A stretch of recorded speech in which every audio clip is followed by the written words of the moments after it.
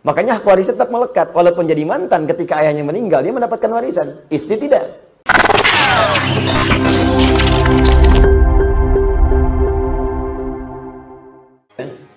Itu kan saat pisah, nanti hakim di pengadilan itu akan memutuskan. Ya, siapa hak asuhnya? Ibu. Biasanya ke suami tetap diberikan hak untuk kewajiban untuk memberikan nafkah untuk anak. Kalau untuk istri kan sudah pisah, makanya ibu sebut mantan, kan? Nah, makanya dari sini suami ingat ketika kewajiban itu melekat walaupun sudah berpisah, karena itu bagian dari biologis dia. Ketika berumah tangga dan terlahir, kewajiban tetap harus diberikan. Tetap harus diberikan. Jadi jangan lihat kepada mantan istrinya, lihat kepada anaknya, karena nggak ada mantan anak, nggak ada mantan orang tua. Suami ada mantan suami, istri mantan istri ada, mantan anak nggak ada. Mantan ayah nggak ada, mantan ibu nggak ada. Ini mantan ayah saya nih, nggak ada, tetap ayah.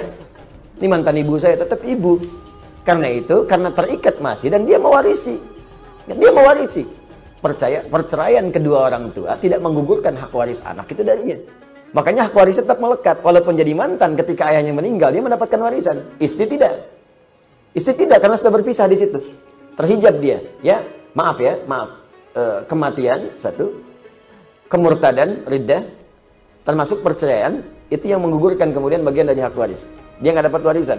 Suami istri pisah dengan suami meninggal, istri nggak dapat bagian waris. Selesai di situ. Ya, dan dibagi. Saat kemudian dia berpisah itu dibagi. Ada yang ditetapkan oleh bagian oleh agama.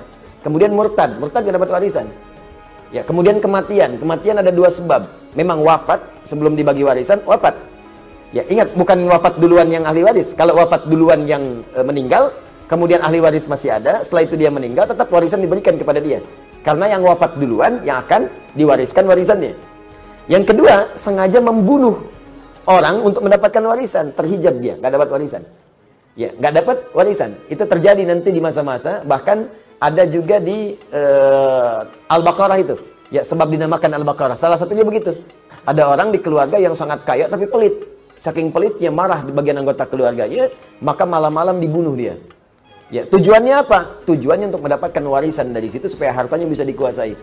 Dilemparlah kemudian jasadnya di jalanan, dilempar biasa, dia pergi. Dan orang nggak tahu siapa yang bunuh. Tuh, jadi peristiwa itu, kalau nggak disebutkan kapan kejadiannya, siapa tokohnya, ini menunjukkan akan terjadi lagi di kemudian hari. Saya tanya pada Anda, ada kasus pembunuhan yang sengaja buang mayat di tempat-tempat terbuka? Ada. Ada. Ada kasus pembunuhan karena warisan? Ada. Ada kasus pembunuhan karena selingkuh? Ada. Makanya kasus-kasus itu diisyaratkan dalam Al-Quran di masa lalu supaya tidak terjadi di masa depan. Tapi kalau disebutkan tokohnya, kapan kejadiannya, ini menunjukkan kejadian itu hanya terjadi pada orang itu dan tidak akan terjadi lagi.